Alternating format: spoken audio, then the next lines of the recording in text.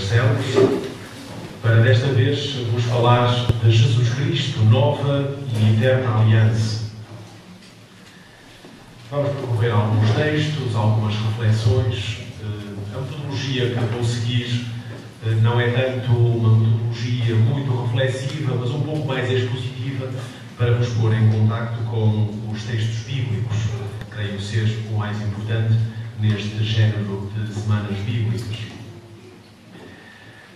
A aliança é um dos temas que percorre toda a Escritura e, por isso, é uma das coordenadas fundamentais da história da salvação. Genericamente, podemos dizer que a aliança define uma relação de solidariedade entre dois contraentes, entre duas pessoas, ou entre um grupo e uma pessoa, ou entre dois grupos, por meio de um contrato bilateral que cria uma relação religiosa com caráter jurídico. O que não exige igualmente entre os contraentes, ou seja, não todos têm as mesmas obrigações, no caso concreto de uma aliança. Nem sequer exige uma paridade ou uma igualdade de direitos e deveres. A aliança bíblica, como sabemos, encontra nessa fórmula "vós sereis o meu povo, eu serei o vosso Deus", a sua melhor e mais simples formulação. Estabelece uma relação de pertença mútua, regulada por normas específicas e traduzida em ritos adequados. Fruto da iniciativa gratuita de Deus, pressupõe e exige a liberdade humana, o que a afasta ou a retira do horizonte das imposições e a apresenta ou a configura como proposta. Dado que realiza a unidade das partes, das duas partes, entra na categoria de símbolo, porque o significado desta palavra símbolo é aquilo que faz unidade. Ora, a aliança entra nesta categoria de símbolo, porque gera unidade. E, enquanto tal, requer conteúdos, sinais e ritos próprios. No Novo Testamento, a palavra hebraica berit, que quer dizer aliança, já teriam ouvido esta semana, foi traduzida pela palavra grega diatheke, que quer dizer pacto ou testamento, e assume uma forte concentração cristológica ou incidência cristológica. Porquê? Porque a aliança do Novo Testamento se tece em torno de Jesus Cristo, por meio do qual Deus estabelece a nova e eterna aliança com a humanidade.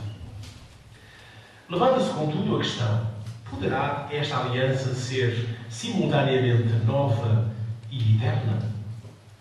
Será que a nova aliança, duradoura, para sempre, aparece aqui simplesmente em contraposição com a antiga aliança, passageira e caduca?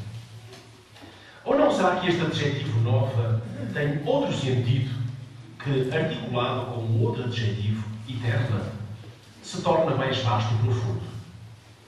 É bem provável, pois se a aliança é sempre nova, mesmo sendo eterna, é porque o adjetivo nova nos projeta para além do tempo, para além da temporalidade. É interessante notar que o Antigo Testamento fala quer de uma aliança eterna, Gênesis 9:16, berit olam, aliança perpétua ou eterna, quer de uma nova aliança, Jeremias 31:34, que fala de uma berit hadashah, berit aliança, hadashah nova. Ao passo que o Novo Testamento apenas registra a expressão nova aliança, nunca lhe chamando explicitamente eterna. Atenção, nunca lhe chamando explicitamente eterna. Usa o Novo Testamento a expressão grega kaine diatheke, nova aliança. Porém, a forma como a carta aos Hebreus apresenta Jesus Cristo na definitividade do seu sacerdócio e do seu sacrifício único sustenta claramente a ideia de que com ele se inaugurou não apenas uma aliança nova, mas também eterna, a nova e eterna aliança. Bem, a nossa metodologia, depois desta introdução, será mesmo mergulhar em alguns textos do Novo Testamento que nos falam da aliança. Começamos por um aceno aos relatos da instituição da Eucaristia. Passaremos brevemente por um texto de Paulo para depois nos quedarmos na carta aos Hebreus, de onde vamos retirar algumas conclusões que nos ajudarão a compreender melhor o sentido do título desta comunicação: Jesus Cristo, Nova e Eterna Aliança. Em relação aos relatos da instituição da Eucaristia, predomina de facto a temática da aliança e do sangue. Em relação à aliança e o sangue. Começamos por ler os textos de Mateus, Marcos, Lucas e da primeira carta aos Coríntios. Textos que nos são mais ou menos familiares. Depois vamos lançar um olhar de conjunto, um chamado olhar sinótico, que nos permitirá descobrir o que registram estes textos de mais importante e as diferenças que os distinguem, sempre na perspectiva da aliança. Começamos por Mateus 26 a 29. Se quiserem procurar, é um texto da instituição da Eucaristia. Mateus 26,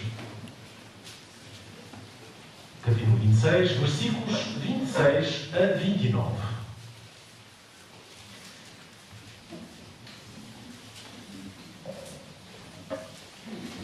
Se estiverem lá, até o podemos ler todos em conjunto. Mateus 26, versículos 26 a 29. Tem a negro esse título posto pelo tradutor, pelo curador do texto, esse título a negro, que diz Instituição da Eucaristia. Enfim, não faz parte do texto bíblico, mas é um indicador para que nos localizemos. Sim, Mateus, capítulo 26, versículos 26 a 29.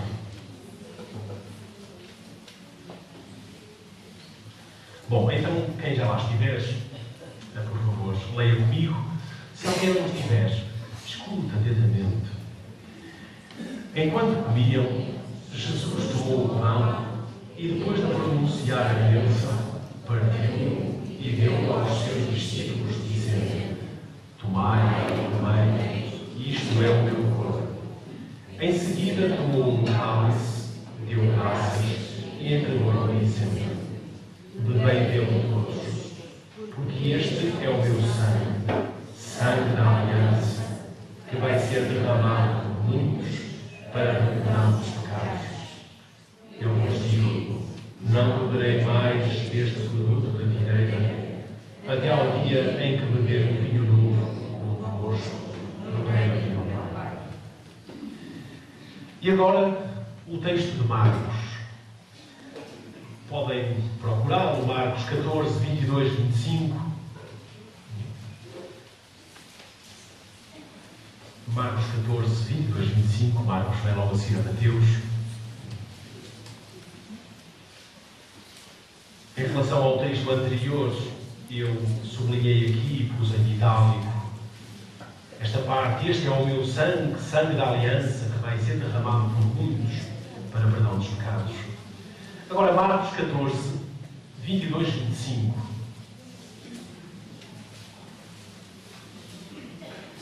Não é que se trate propriamente de umas Olimpíadas da leitura da Bíblia, mas vamos ver quem é que já lá chegou. Quem já lá chegou pode ler comigo.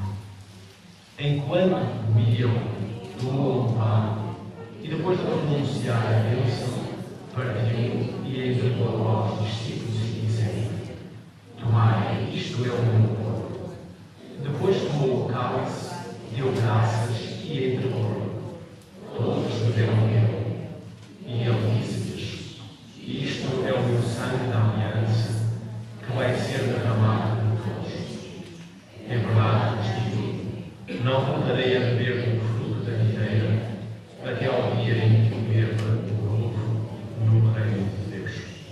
E agora reparemos como Mateus dizia: este é o meu sangue, sangue da aliança, que vai ser derramado por muitos para perdão dos pecados.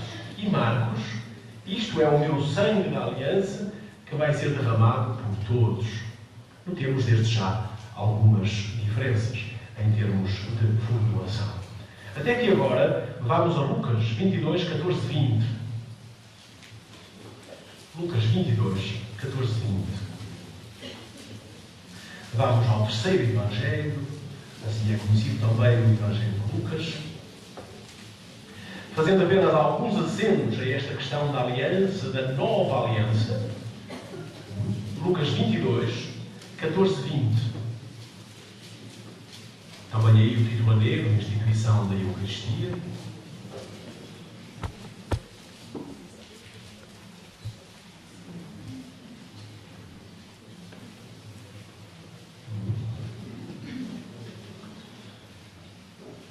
Então, quando chegou a hora, pôs-se à mesa os apóstolos com ele e disse-lhes: tenho ardentemente desejado comer esta pasta convosco antes de padecer, pois digo-vos que já não a voltarei a comer até ela ter pleno cumprimento no reino de Deus.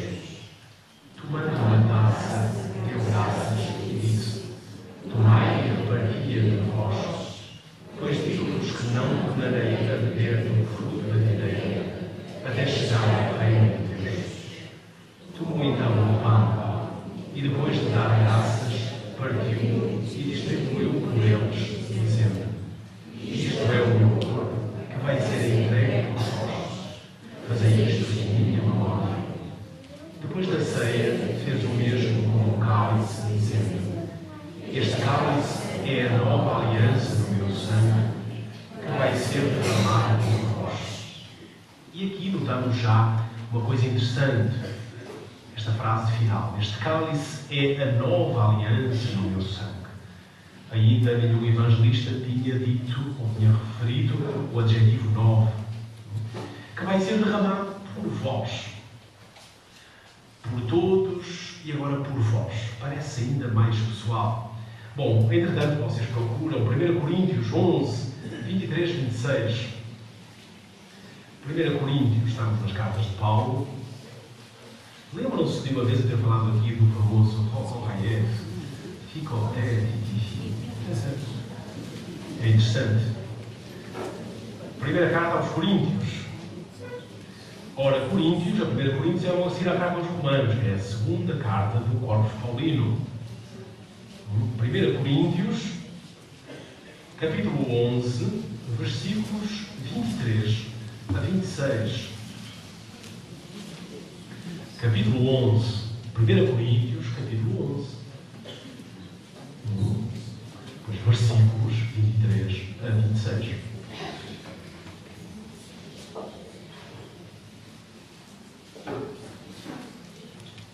Estamos lá, penso, ou quase. Vamos ao texto. E atenção a estes textos, porque eu vou fazer alguns comentários, ainda breves, a estas expressões ou a estas afirmações, que, entretanto, no fim da leitura de cada texto, eu vou sublinhando, sempre focando na questão da aliança. Começamos então.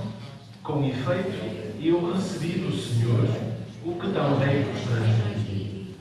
O Senhor Jesus, na noite em que era entregue, tomou o pão e, dando graças, partiu e disse: isto é o meu corpo, que é para vós. Isto é em memória de mim.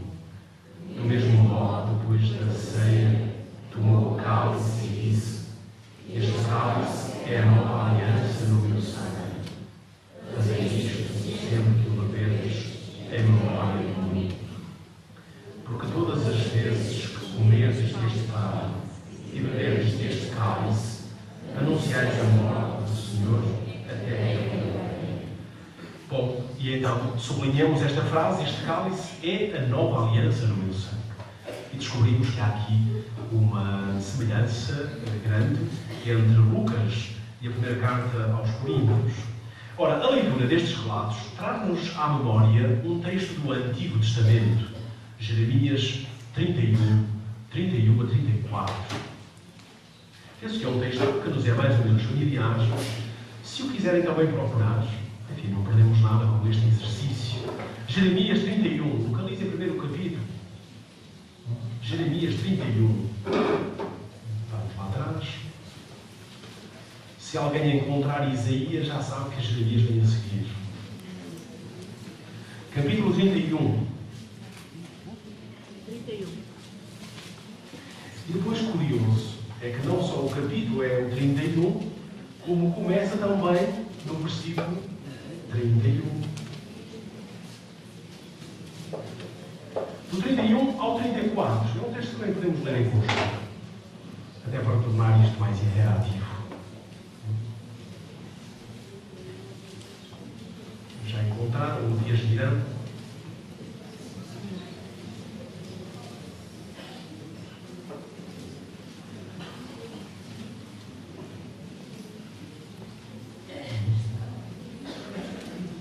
Jeremias 31.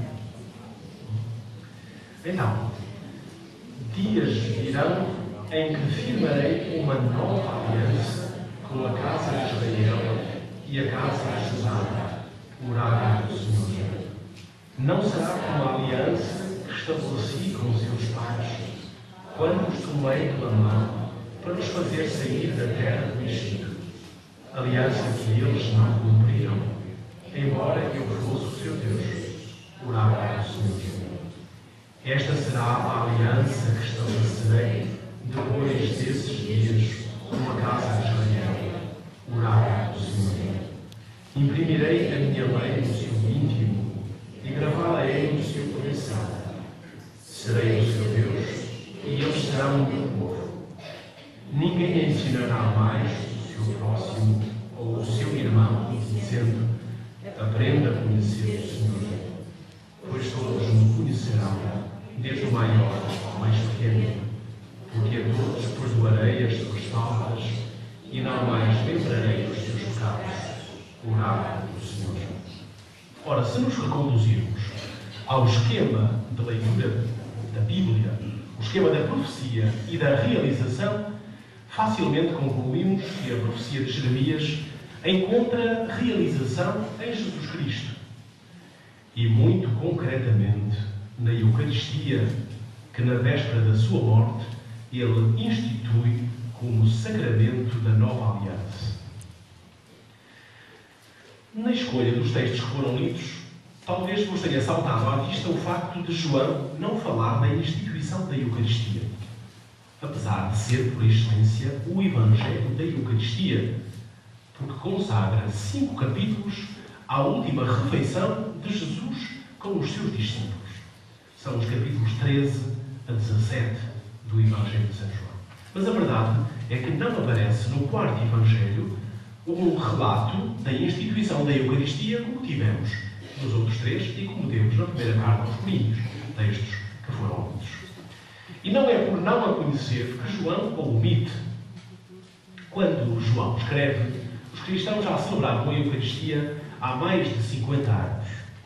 Ora, não é por não conhecer a Eucaristia ou os relatos da instituição da Eucaristia que João omite esse relato.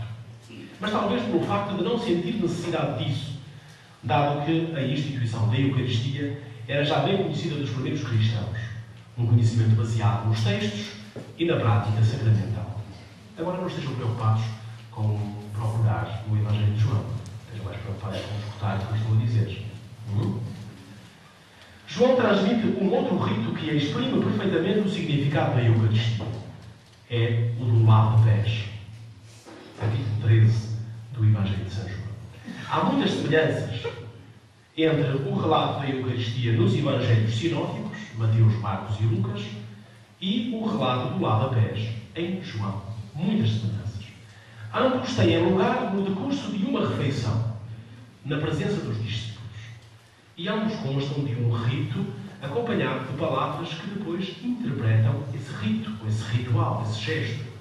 E nos dois casos se formula o convite a repetir o rito.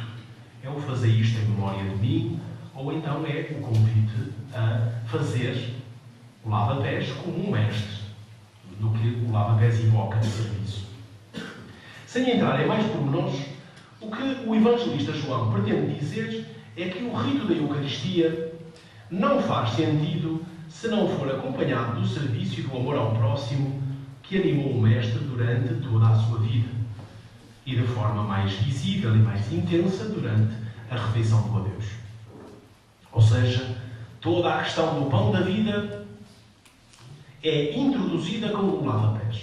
O discurso do pão da vida, dos capítulos 13 ao 17, este discurso é introduzido com o relato, com esse gesto do lava-pés, a sugerir exatamente que não fará sentido fazer ou tomar Jesus Cristo como o pão da vida se antes não se assumiu a mesma atitude que ele assumiu, a atitude do serviço, simbolizada no lava-pés. Ora, fica-nos desde já a ideia de que a Eucaristia é o sacramento da nova aliança, que exige um mandamento novo, o do amor aos outros, à semelhança do Mestre. João 13, versículos 34 e 35, onde se diz assim, e não preciso procurar porque é um texto que nos é familiar: dou-vos um novo mandamento, que vos ameis uns aos outros. E depois repete, que vos ameis uns aos outros, assim como eu vos amei. Por isso é que todos conhecerão que sois meus discípulos, se vos amardes uns aos outros. Um olhar de conjunto sobre os textos que lemos sugere-nos ainda diversas considerações, de que vamos destacar apenas algumas. Os relatos em causa, estes que lemos, são litúrgicos e não descritivos. Por isso, não contam propriamente o que Jesus disse e fez, mas antes a forma como os primeiros cristãos celebravam este acontecimento a partir desse mandato de Jesus: fazei isto em memória de mim. Não custa admitir que Jesus tenha feito e dito o que os textos referem. Seguramente sim, mas o caráter formal e ritual dos textos encontrou a sua forma, o espaço da sua formulação nas celebrações dos primeiros cristãos. Ou seja, porque é que nós temos relatos muito semelhantes? Dirão, porque Jesus Cristo disse assim, claro, mas o que é que ajudou à fixação do texto assim como ele está? O facto de ele ter sido repetido no contexto das celebrações da Eucaristia por parte das primitivas comunidades cristãs.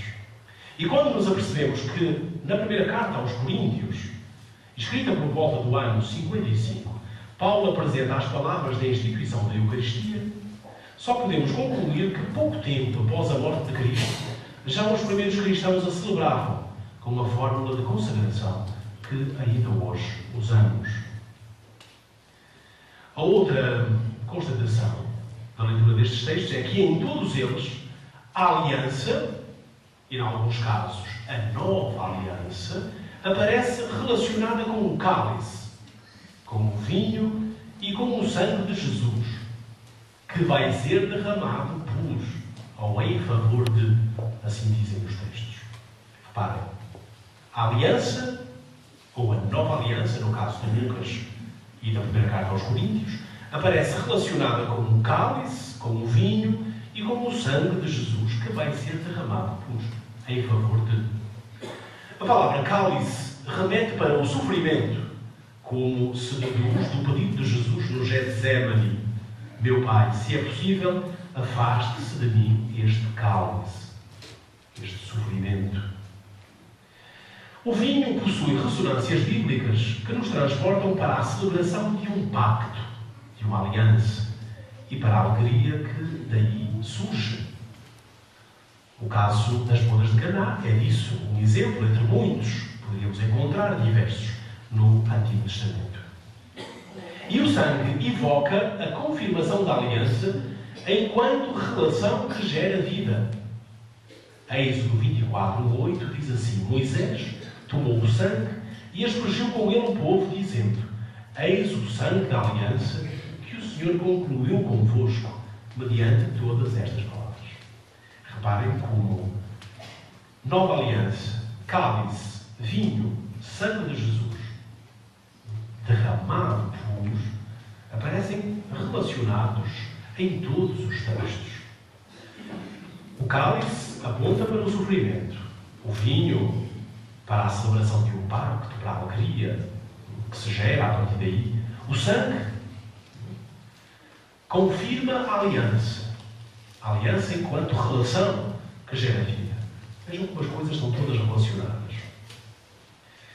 Depois, à exceção da primeira carta aos Coríntios, do texto que nós lemos, da primeira carta aos Coríntios, todos os outros falam do derramamento do sangue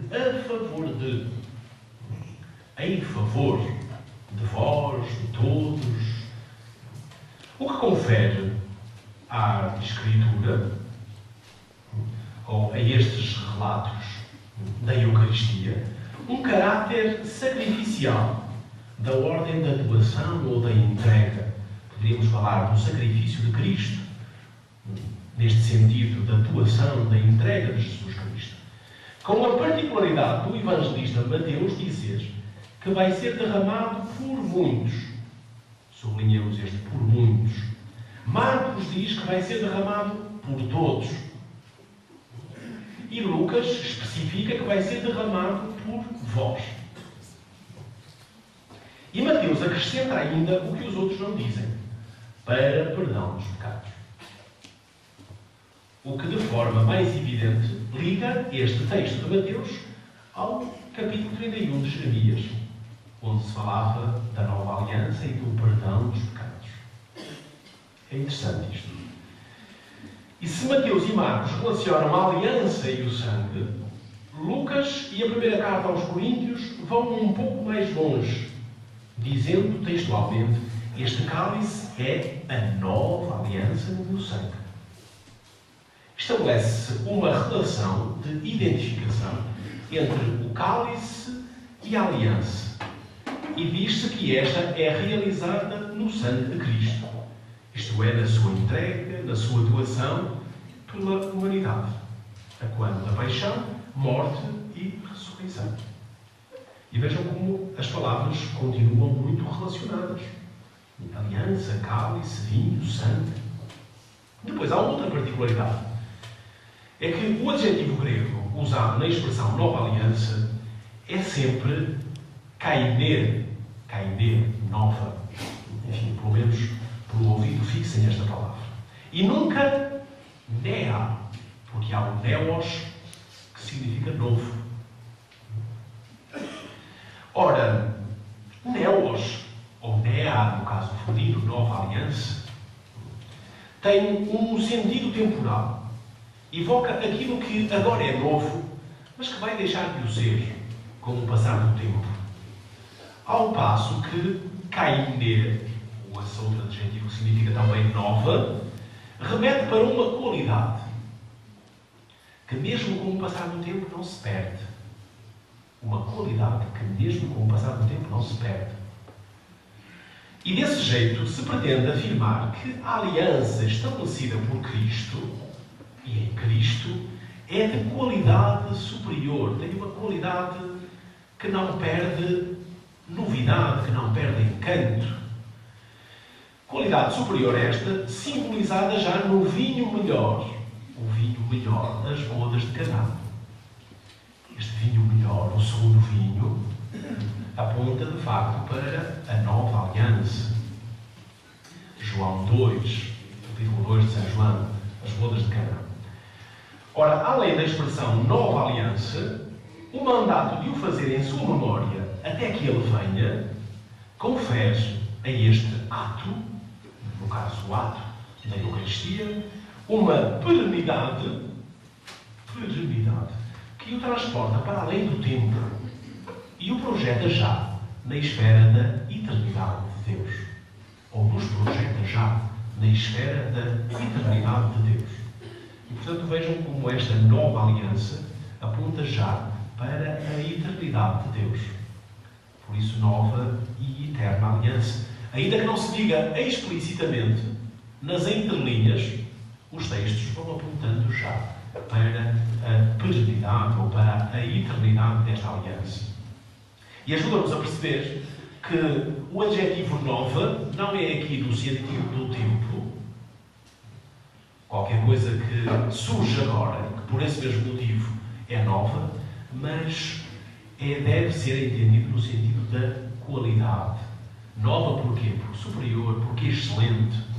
Porque excelente. Bom, apenas algumas anotações breves para passar à segunda carta aos Coríntios, onde se fala do ministério e da glória da nova aliança. E podem mesmo procurar 2 Coríntios 3, 1, 18. 2 Coríntios 3, 1, 18. Logo a seguir, aquele texto que há pouco lemos, era o capítulo 11 da primeira carta aos Coríntios. Andei um pouco para a frente e encontrarão facilmente a segunda aos Coríntios, bem logo a seguir. Capítulo 3 é o começo, praticamente, da segunda carta aos Coríntios.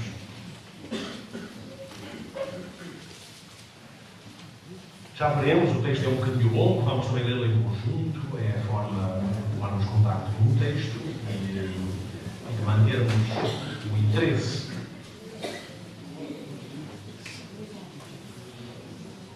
Depois de terem encontrado, ainda vou dizer uma palavra. 2 Coríntios, capítulo 3, versículos 1 a 18.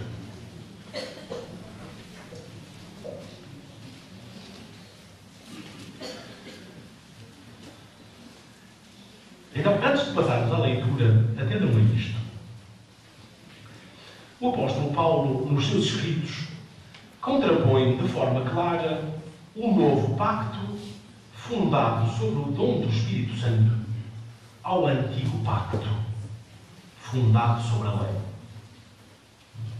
Paulo faz uma contraposição, coisa que não acontece tanto nos outros escritos do Novo Testamento, ainda que a carta aos Hebreus também vá nesse sentido. Ora, Paulo diz na carta aos Gálatas, a determinada altura, que o novo pacto gera para a liberdade, ao passo que o antigo gera para a escravidão.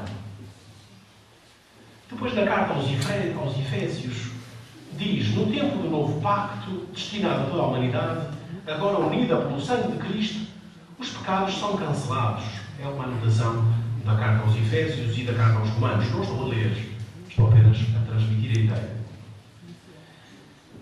Também na segunda carta aos Coríntios, um pouco mais à frente, no capítulo 6, fica-se com a ideia de que em Cristo Deus habita no meio dos homens e muda o seu coração, põe neles o seu espírito, como se refere diversas vezes na carta aos Romanos. Ora, nós não temos tempo, nem hipótese, de apresentar os textos paulinos que abordam a temática da nova aliança. Todos. Vamos ficar-nos, de facto, por esse texto da segunda carta aos Coríntios, capítulo 3, versículos 1 a 18. Nem precisaríamos dos versículos todos. Mas, enfim, para termos um enquadramento do texto, será melhor ler, então, os versículos 1 a 18. Leiam comigo. Vamos começar de novo a recomendar-nos a nós mesmos?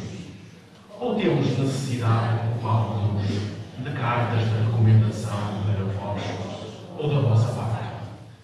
A nossa carta sois vós, uma carta escrita nos nossos corações, conhecida e lida por todos os homens.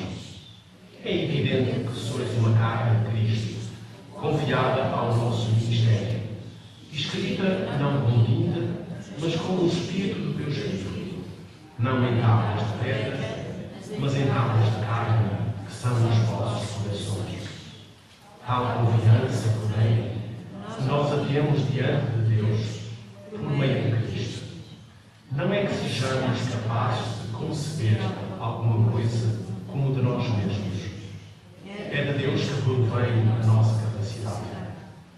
É Ele que nos torna aptos para sermos ministros de uma nova aliança. Não da letra, mas do Espírito.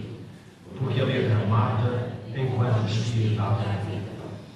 Ora, se o ministério da morte, gravado com letras em terra, foi de tal glória que os filhos de Israel não podiam fixar o rosto de Moisés, por causa do esplendor que nele havia, aliás, passageiro, quanto mais glorioso não será o ministério do Espírito. Na verdade, se mais rico de glória será o ministério da justiça. Mesmo até o que sob tal aspecto foi glorioso, deixou de o ser por causa da glória eminentemente superior. Se com efeito foi glorioso o que era transitório, muito mais glorioso é o que permanece. Na posse de uma tal esperança, procedemos com total desassomro e não fazemos como Moisés, que punha um véu sobre o seu rosto, para que os filhos de Israel não vissem o fim do que era transitório.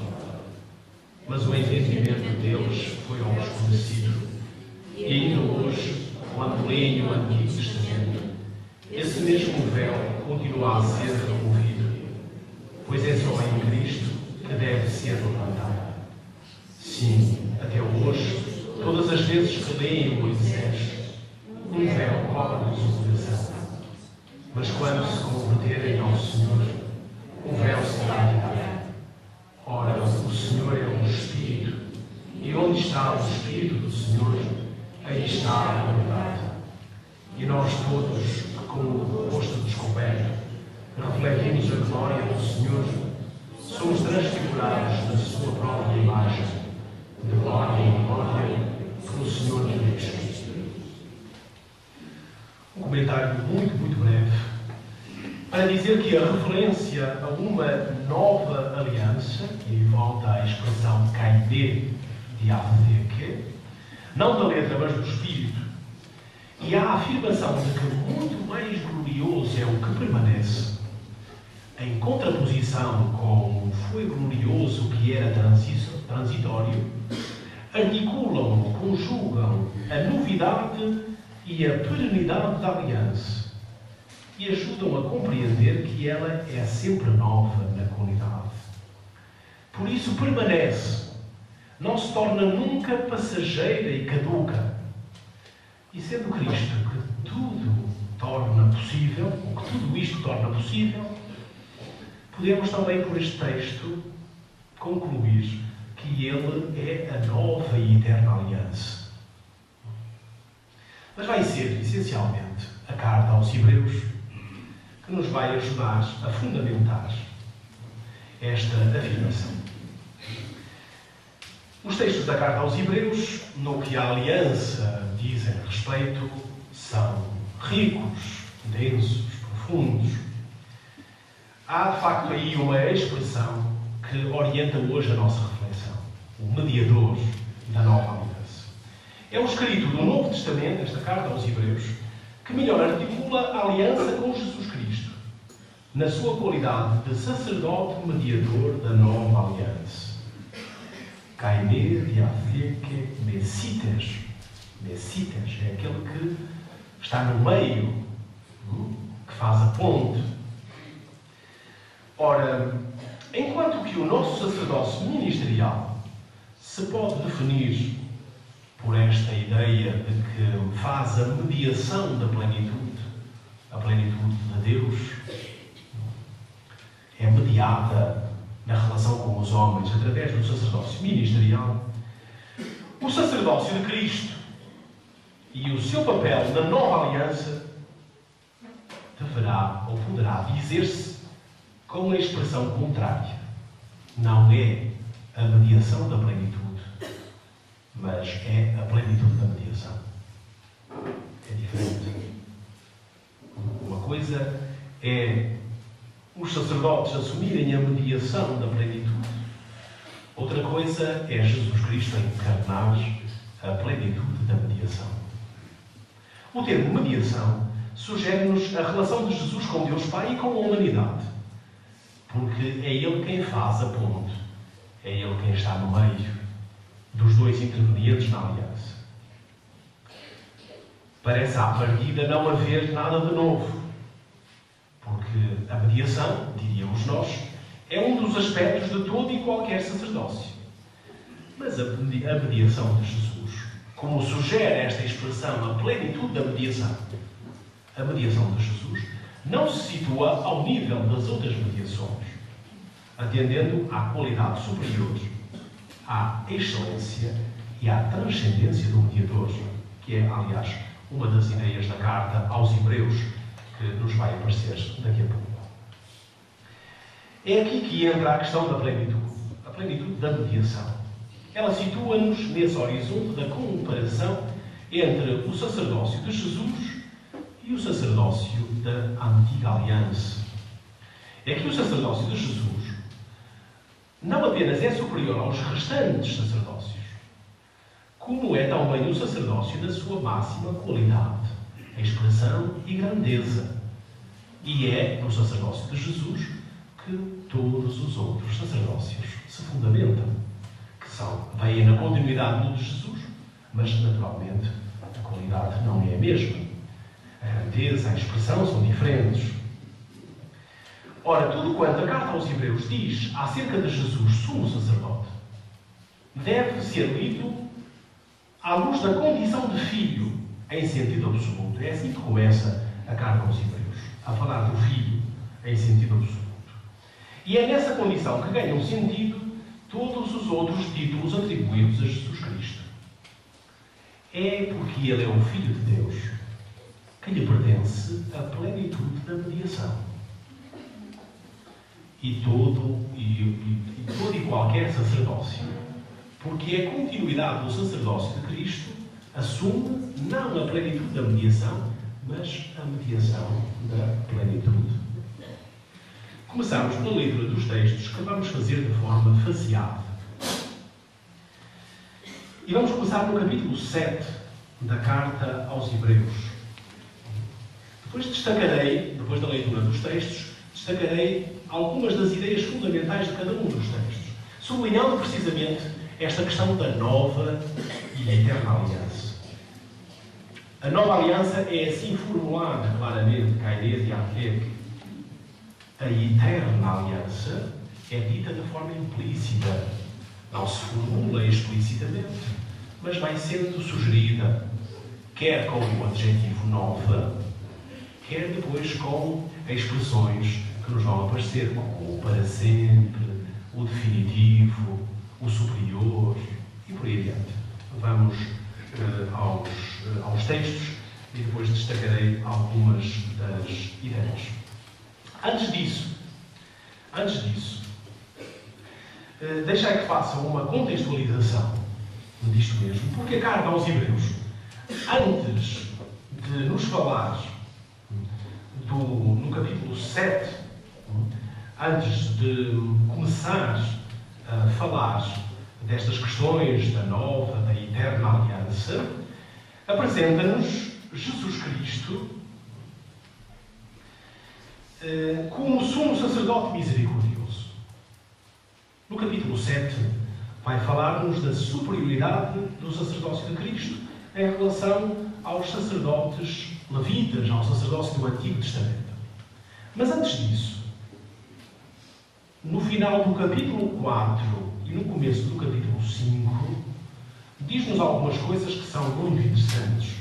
Não precisam de ler o texto, eu vou citar uma ou outra frase que vos ajudará a perceber isso mesmo.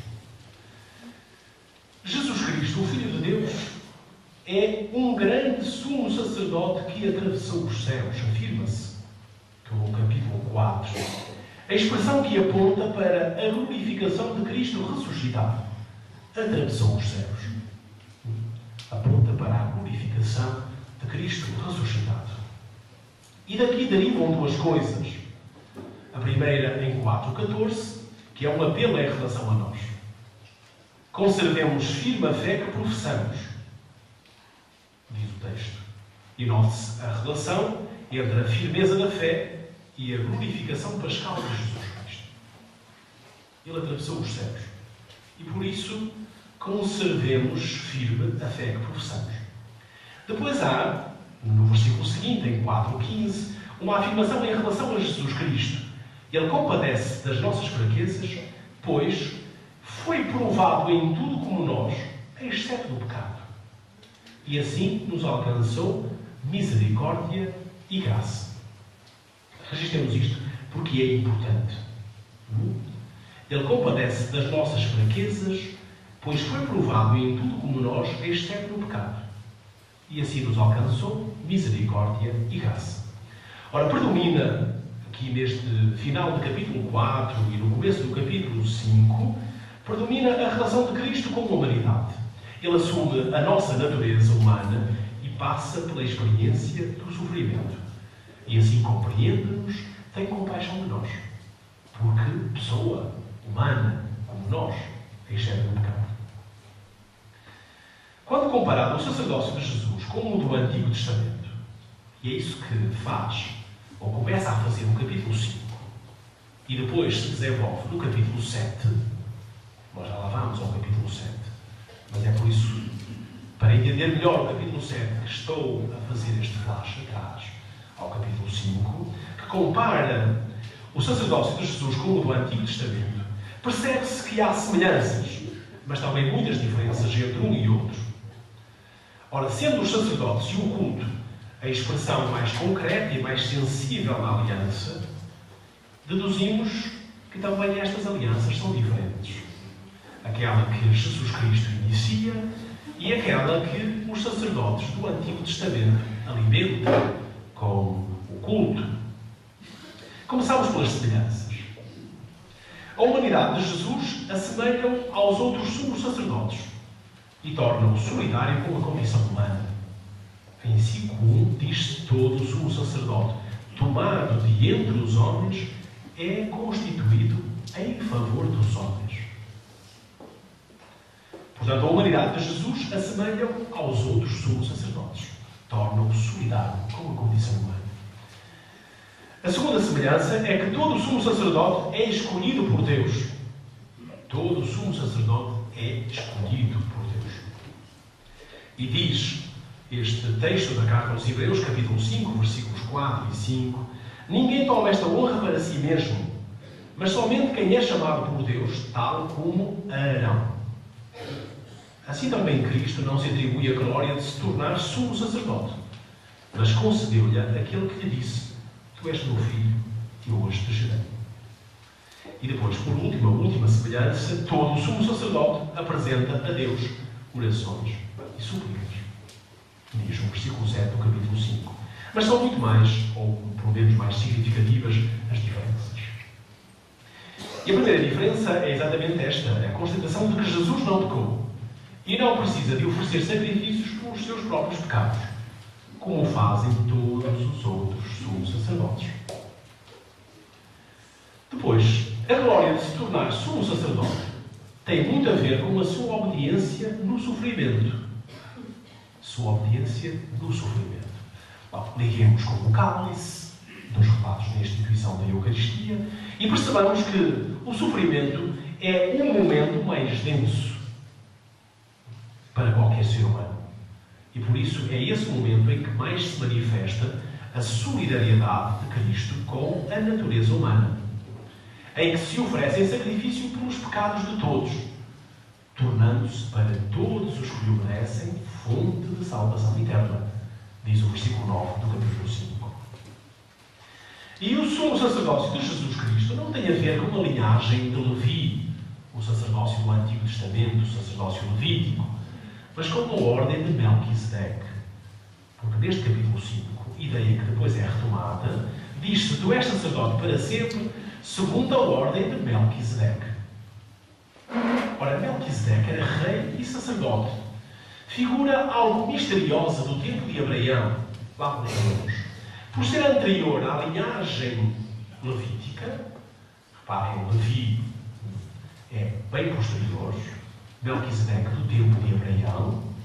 Ora, por ser anterior à linhagem levítica, por ser misterioso, pelo seu caráter algo enigmático, torna-se uma figura propícia do sacerdócio de Cristo, situando-o antes e à margem do sacerdócio levítico.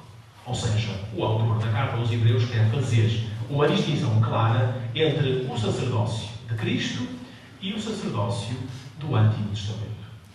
E uma forma que ele encontra para introduzir esta diferenciação é desligar o sacerdócio de Cristo do sacerdócio do Antigo Testamento, dizendo que a primeira figura do sacerdócio não está em Levi, mas está em Melquisedeque. Antes de Levi, algo misterioso, o que favorece o falar do sacerdócio de Cristo como um sacerdócio diferente.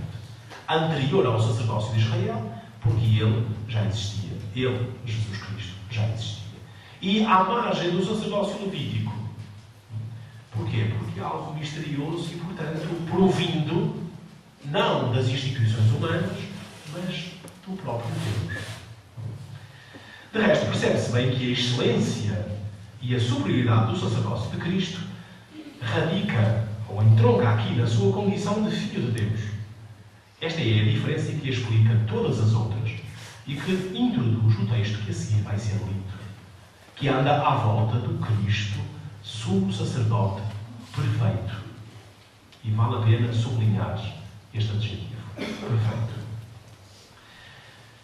No começo do capítulo 7, já vamos à sua leitura, o texto abandona o género literário da exortação e passa ao género da exposição.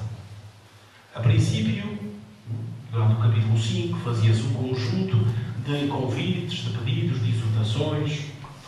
Agora começa uma exposição longa acerca de Cristo, do sumo sacerdócio, da aliança antiga, a nova, etc. Para já importa registrar 3 partes ou secções. A primeira será o capítulo 7, que vai ser proclamado já dentro de momentos, ou lido por nós, porque penso que é o capítulo 8 que vai ser, é o 7 que vai ser lido por alguém, ótimo, pois o 8 é lido por nós, exatamente.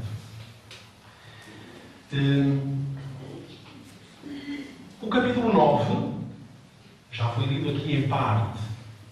Há ideias que se repetem em relação ao 7 e ao 8. Depois o 10, que também anda à volta das mesmas questões, não vamos ler sequer. Mas reparem que o capítulo 7 fala da pessoa e do estatuto do sacerdócio para concluir que Cristo glorificado não é sacerdote ao modo de Arão, ao modo do Antigo Testamento, mas de um modo novo anunciado no Antigo Testamento pela tal misteriosa figura de Melquisedeque. Depois o capítulo 8 e 9 abordam o processo que conferiu a Jesus a perfeição e o colocou junto de Deus, que é a questão do novo sacrifício. E depois a terceira parte, que é já o capítulo 10, que não vamos ler, fala dos resultados obtidos para o povo, em que se diz claramente que o sacrifício de Cristo é de eficácia perfeita para o perdão dos pecados e para a santificação dos crentes. Vamos então ao capítulo 7. Cristo, sumo sacerdote perfeito para toda a eternidade. Começamos por escutar o texto e depois farei algumas considerações.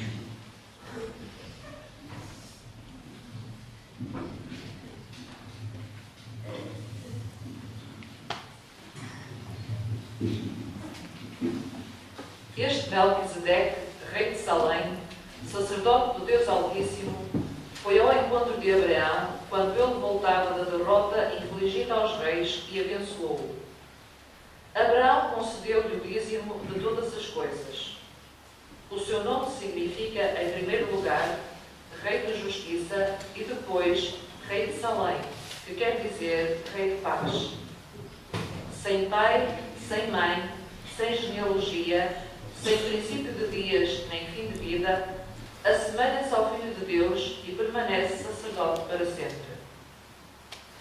Considerai, portanto, que não é grande aquele a quem o patriarca Abraão deu o dízimo dos despojos. Na verdade, também os filhos de Levi, que recebem o sacerdócio, têm ordem, segundo a lei, para cobrar o dízimo ao povo, isto é, aos seus irmãos, embora eles sejam também descendentes de Abraão. Mas aquele que não era da sua descendência cobrou o dízimo de Abraão e abençoou o detentor das promessas. Ora, sem dúvida, é o inferior que é abençoado pelo superior. Num caso, os que cobram o dízimo são homens mortais, mas no outro é alguém que se afirma estar vivo. E, por assim dizer, Levi, que recebe o dízimo, pagava o dízimo na pessoa de Abraão, pois ele ainda estava nas entranhas do seu antepassado, quando Melquisedeque veio ao seu encontro. Ora, se a perfeição tivesse sido realizada pelo sacerdócio levítico, sobre ele recebeu o povo a lei, que necessidade havia de que surgisse um outro sacerdote segundo a ordem de Melquisedeque e não segundo a ordem de Arão? De facto, quando muda o sacerdócio, dá-se também necessariamente a mudança da lei.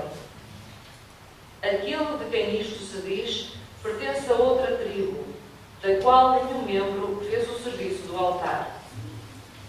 É claro que Nosso Senhor procede de Judá, tribo acerca da qual Moisés nada disse a propósito dos sacerdotes. E isto é ainda mais evidente quando aparece outro sacerdote à semelhança de Melquisedeque, instituído não segundo o mandamento de uma lei humana, mas segundo o poder de uma vida indestrutível. Na verdade, dele se testemunha: tu és sacerdote para sempre, segundo a ordem de Melquisedeque.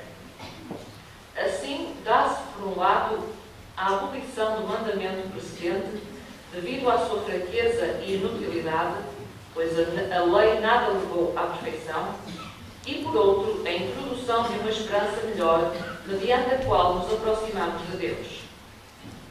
E isso não foi feito sem juramento. Os outros tornavam-se sacerdotes sem juramento, mas este com o juramento daquele que lhe disse: o Senhor jurou e não se arrependerá, tu és sacerdote para sempre. Por isso mesmo, Jesus se tornou o garante de uma aliança superior. Além disso, aqueles sacerdotes eram numerosos, porque a morte os impedia de continuar. Mas este, porque permanece eternamente, possui o sacerdócio que não acaba. Sendo assim, ele pode salvar de um modo definitivo os que por meio dele se aproximam de Deus, pois ele está vivo para sempre, a fim de interceder por eles. Tal é, com efeito, o sumo sacerdote que nos convinha. Santo, inocente, imaculado, separado dos pecadores e levado acima dos céus, que não tem necessidade, como os outros sacerdotes, de oferecer vítimas todos os dias, primeiro pelos seus próprios pecados e depois pelos do povo, porque ele fez, uma vez por todas, oferecendo-se a si mesmo. A lei, com efeito, constitui sumos sacerdotes a homens sujeitos à debilidade, mas a palavra do juramento, posterior à lei, constitui o Filho perfeito para sempre. Palavra do Senhor. Ora, este capítulo 7, podemos nós dividi-lo em 3 partes. Os primeiros 10 versículos, que são um comentário ao capítulo 14 do livro do Gênesis, que nos fala precisamente de Melquisedeque. E estes 10 versículos primeiros incidem sobre a superioridade de Melquisedeque em relação ao sacerdócio levítico, pelo facto de não ter genealogia, sem pai, sem mãe, sem genealogia, diz assim textualmente, sem princípio de dias nem fim de vida, assemelha-se ao Filho de Deus e permanece sacerdote para sempre. Ora, esta ausência de genealogia favorece a assimilação ao Filho de Deus. O pagamento do dízimo por Abraão relaciona-o com o sacerdócio, já como o próprio sacerdócio levítico que vem a seguir, de que ele é o antepassado e, ao mesmo tempo, a antítese. É diferente. Finalmente, quando Melquisedeque abençoa Abraão, coloca-se na posição de seu superior. A segunda parte, os versículos 11 a 19, acabam por ser um comentário ao Salmo 110 e aplica a Jesus as considerações anteriores, aquilo que anteriormente se disse. A imperfeição do sacerdócio atual, o sacerdócio da antiga lei, necessita de uma mudança. É curioso notar que a expressão outro sacerdote aparece aqui 2 vezes. Ora, o sacerdócio judaico estava regulamentado pela lei, pela Torá, lei. ao mesmo tempo que recebia uma responsabilidade particular em relação à lei. Como tudo se fundamenta no sistema, esta mudança leva consigo a mudança do regime da lei. Muda o sacerdócio da antiga aliança para a nova aliança, muda naturalmente o regime. Abandona-se a lei relacionada com a antiga aliança, naturalmente, ou era na lei que se fundamentava a antiga aliança, e parte-se para uma realidade nova. O novo sacerdócio, o de Cristo, é estabelecido segundo o poder de uma vida que não morre. Os sacerdotes da antiga lei, ouviram, eram numerosos porque morriam. Agora há apenas um único sacerdócio. Porquê? Porque ele vive para sempre. Na continuidade da reflexão sobre este Salmo 110, sublinha-se a superioridade expressa no modo de designação, no juramento, no caráter eterno e imutável do sacerdócio de Jesus Cristo. Ouvíamos nós, tal é com efeito o sumo sacerdote que nos convinha, santo, inocente, imaculado, separado dos pecadores e elevado acima dos céus, que não tem necessidade, como os outros sumos sacerdotes, de oferecer vítimas todos os dias, primeiro pelos seus próprios pecados e depois pelo povo, porque ele o fez de uma vez por todas, oferecendo-se a si mesmo. Já tínhamos ouvido isto lá atrás, capítulo 5. Aliás, é uma particularidade da carta aos Hebreus. Começa por enunciar um tema, depois abandona-o e desenvolve-o um pouco a seguir, como é o caso aqui.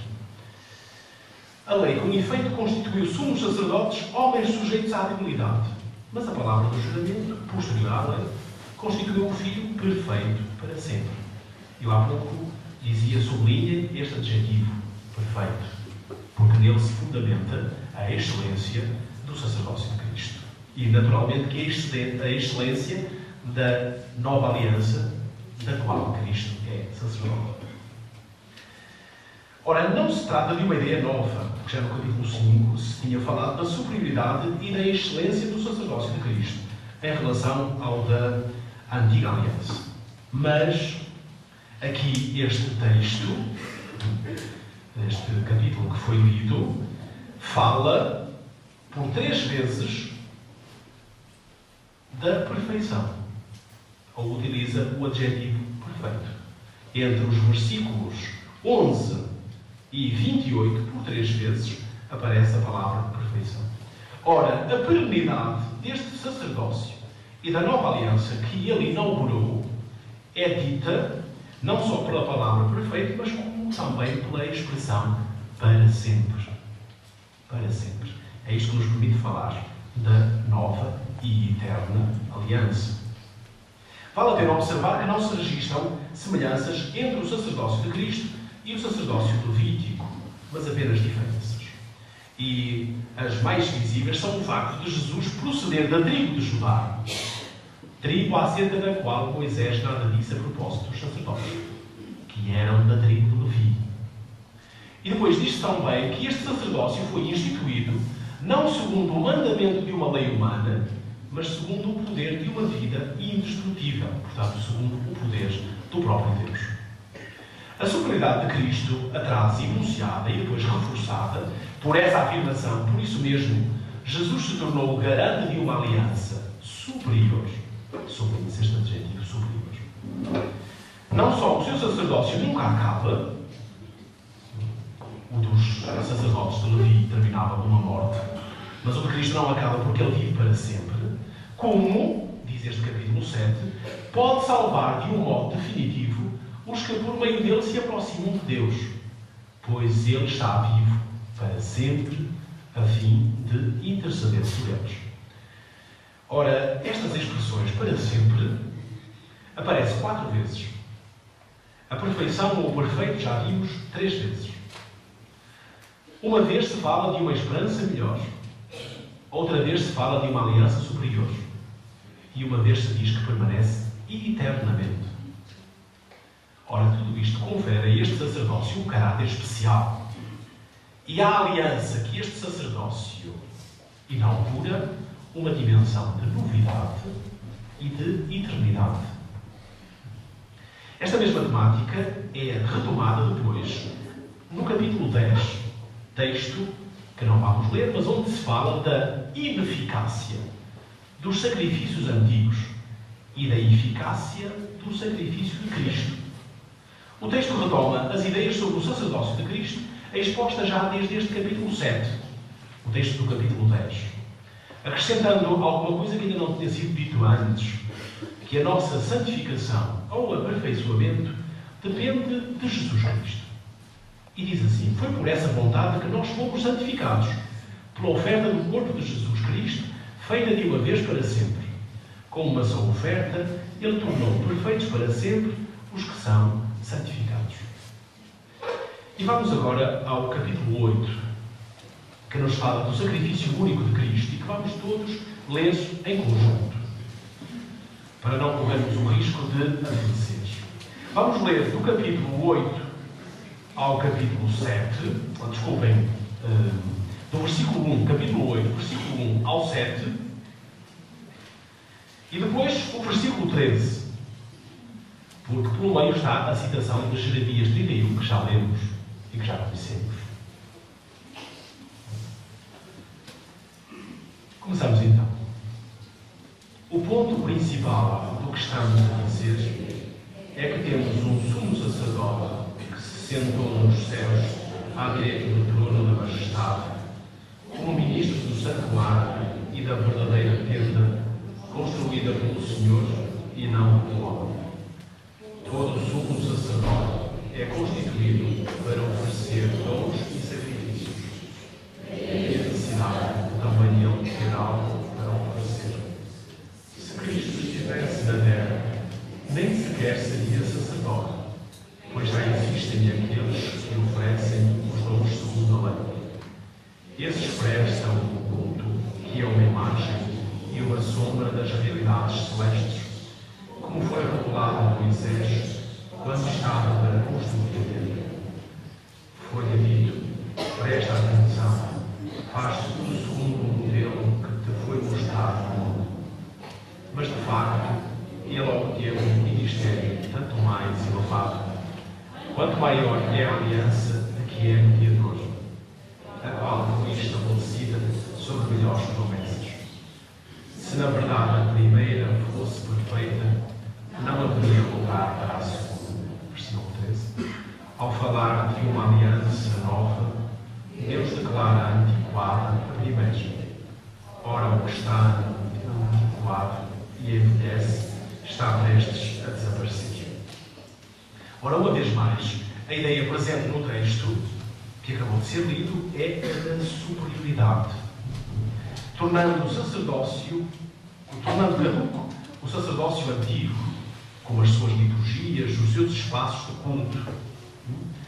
Jesus Cristo é sumo sacerdote de uma tenda ou de um santuário mais excelente, o celeste, conforme se diz no versículo 2, e mediador de uma aliança mais perfeita, a segunda ou a nova aliança, já prometida por Jeremias 31, texto aqui citado e que nós já lemos.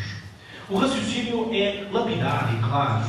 Ele obteve um ministério tanto mais elevado, quanto maior é a aliança de que é mediador, a qual foi estabelecida sobre melhores promessas. Se na verdade a primeira fosse perfeita, não haveria lugar para a segunda. E dizíamos nós, lendo o texto, ao falar de uma nova aliança, Deus declara antiquada a primeira. Ora, o que se torna antiquado e envelhece está prestes a desaparecer. Para quê?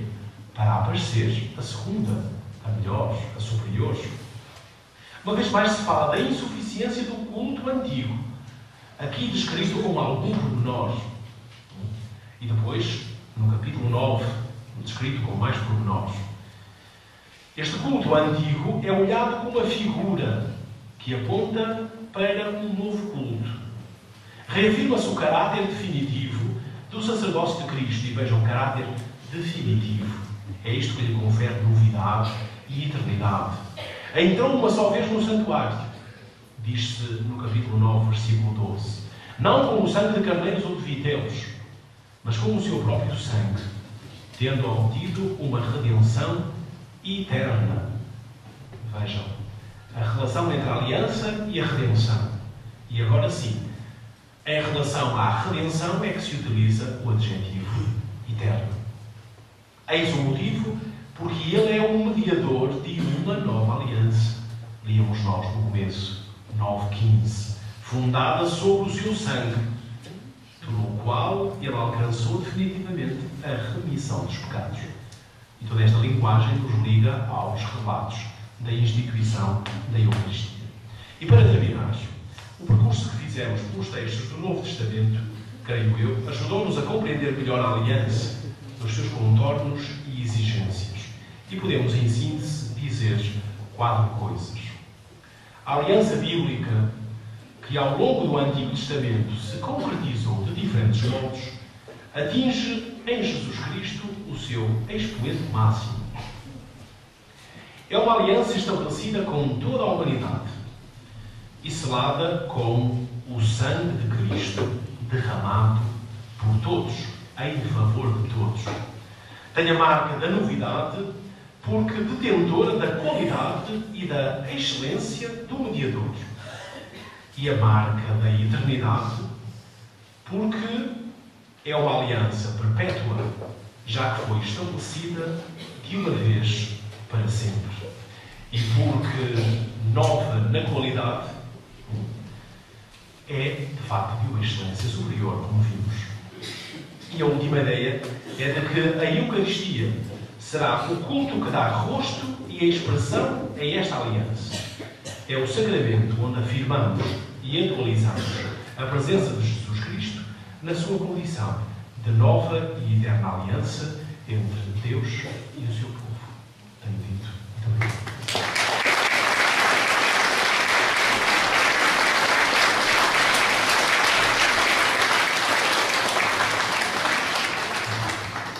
Então nós agradecemos ao Sr. Padre João esta magnífica exposição.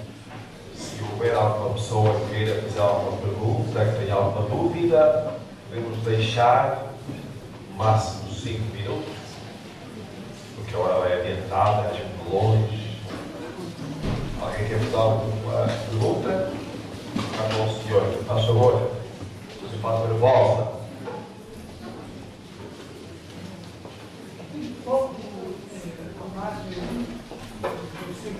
Da ligação da aliança com o sacerdote. Faço essa pergunta. Até que ponto o sacerdócio de Cristo é fonte para os leigos serem sacerdotes? Ou a plenitude do sacerdócio de Cristo é participado apenas do nosso sacerdote? Esta confiança dela. Naturalmente que não. Aliás, eu não sei se ouviram bem a pergunta, até que ponto é que o sacerdócio dos leigos participa do sacerdócio de Cristo, ou se porventura apenas o nosso sacerdócio ministerial é uma participação da plenitude do sacerdócio de Cristo. Bom, eu devo dizer, em primeiro lugar, que todo e qualquer cristão, enxertado em Cristo pelo batismo, participa naturalmente da identidade de Cristo. E se nesta reflexão, que não foi feita ao tempo de Jesus, mas posteriormente se chega à conclusão de que ele é um sacerdote, é um mediador da nova aliança, todos quantos enxertados pelo batismo em Cristo participam da sua condição e da sua identidade, naturalmente que participarão da sua criação e do seu sacerdócio. Todos, sem exceção. Quando falarmos do sacerdócio ministerial, uma participação no sacerdócio de Cristo, uma participação específica, é bom não esquecer o adjetivo ministerial, porque é precisamente ao sacerdócio, ao serviço da afirmação do sacerdócio que Deus fez. Ou seja, o sacerdócio ministerial apenas e só existe ao serviço da afirmação e da vivência do sacerdócio comum dos fiéis, porque esse é participação no sacerdócio de Cristo.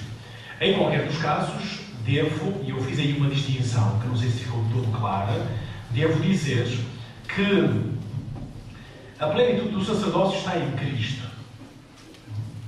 E eu até utilizei aquele trocadilho e inverti os termos para ajudar a perceber isso mesmo.